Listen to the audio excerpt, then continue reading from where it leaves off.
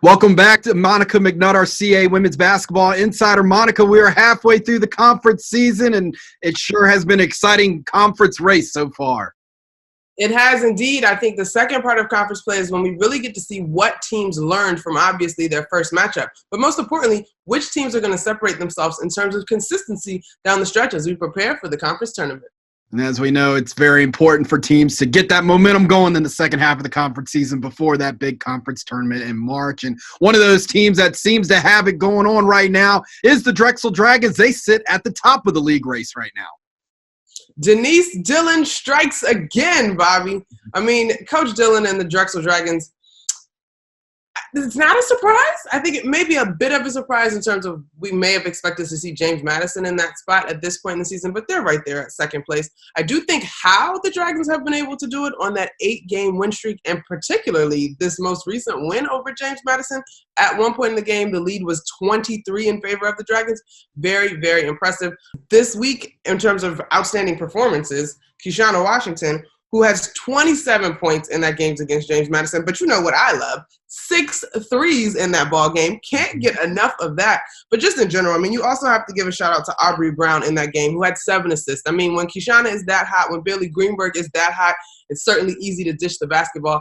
I just love the way that the Dragons are able to stay true to who they are. They run that motion set in their half court. They get out in transition when they have the opportunity. And, of course, the light is very green for them to light it up from behind the arc. Indeed, the Dragons are hot, not just offensively, but defensively. Denise Dillon has been known to really know how to scout opponents in their offense and be able to shut them down, and she did it once again, and it was JMU the victim on Sunday.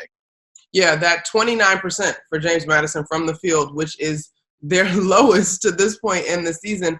I think a couple of things happened. Yes, the Dragons' defense is phenomenal, but, Bobby, I was scouring the tape and looking for an opportunity where I felt like James Madison was really in it, and outside of the halftime score, I believe it was an 11-point game at half, the Dragons just had their foot on the gas and only seemed to accelerate throughout the course of that game. Now, again, the Dukes have had a target on their back, particularly these two teams in terms of fighting for that top spot in the CAA.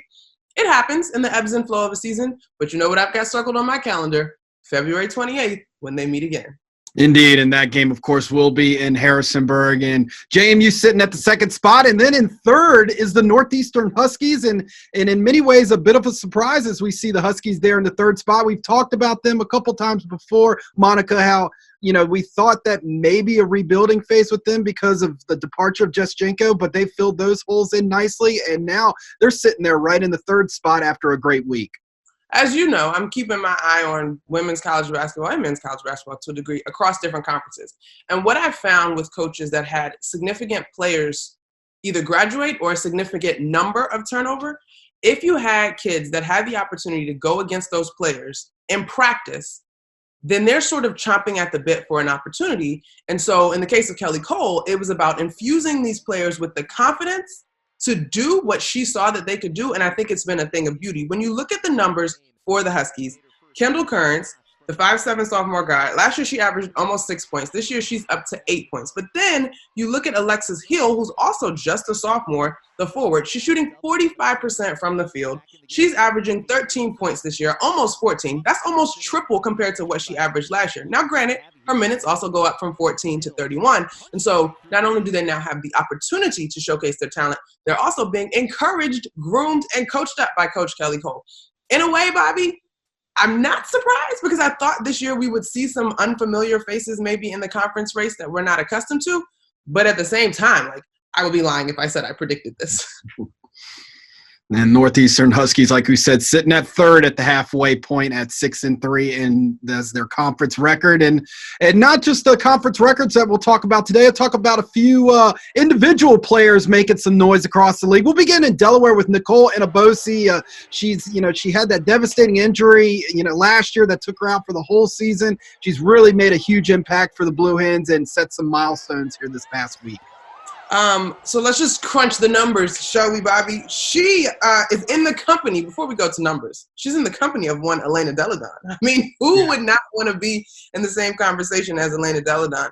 She becomes the third Blue Hen to reach at least 1,500 points and 1,000 rebounds for Delaware.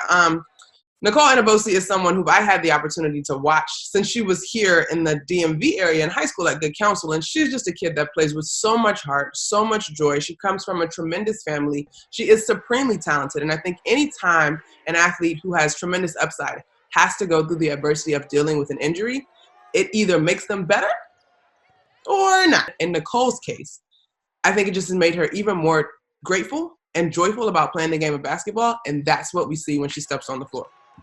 Congratulations once again to Nicole Anabosi joining that 1,500 point, 1,000 rebound club in her career. Absolutely amazing accomplishment. And we move on to another individual in Eva Hodgson, who's starting to put a great career together herself. She was already the CAA Rookie of the Year and now leading William & Mary to a win over Elon this past Friday with a 34-point performance. Just an incredible job by her this year as the Tribe are sitting there at the top half of the league standings. When you got a player like Eva Hodgson who can fill it up, you just got to keep feeding her the rock. I mean, when I saw that 34-point performance, Bobby, I was like, wait a minute. We need to get the box score. We've got to dig into this one. And so the thing that stood out for me in this performance that speaks to just how many different ways she can score, 14 of 16 from the free throw line, which says to me that she's putting pressure on defenses. She's not just lighting you up from behind the arc or coming off of screens or getting out in transition, whatever the case may be for William & Mary.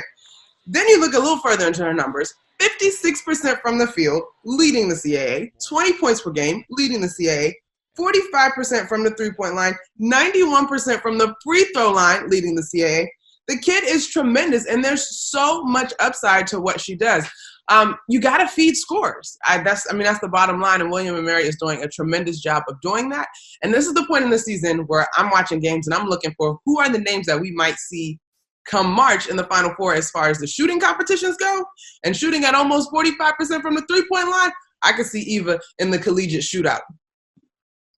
Indeed, Eva Hodgson having a big year for the Tribe. And as we start to look at the back half of the conference season, and you already kind of alluded to it earlier, it's all about trying to put things together for the conference tournament. So what things are you looking for in particular in the back half of the conference race here as we get going this weekend?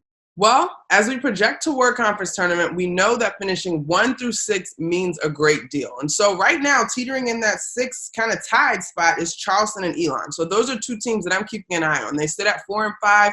I'd have to go back and look at the records to see who might have the tiebreaker at this moment. But right now, one of them will be 6 and one of them will be 7. And that makes a difference in terms of how the conference tournament structure goes. Will they have to play that extra game? So that's something I'm keeping an eye on. Obviously, also at the top, Drexel, James Madison, who ultimately will be top dog. But to our point in our discussion so far today, Bobby, all 4 top seeds are something that I'm keeping an eye on. Who will ultimately finish in that top 4? We love the start that Northeastern and William & Mary are off to, but is that something that is sustainable? For example, with the Tribe, if a team decides to face guard Eva Hodgson, what other weapons are going to step up to allow them to get W's? And then when you look at Northeastern, will we see the sophomores that are leading the way turn the corner and essentially be juniors, or will they sort of revert to some of those freshman tendencies that coaches don't necessarily love? Okay, Monica McNutt joining us today, our CAA Women's Basketball Insider. Thank you so much for your time today.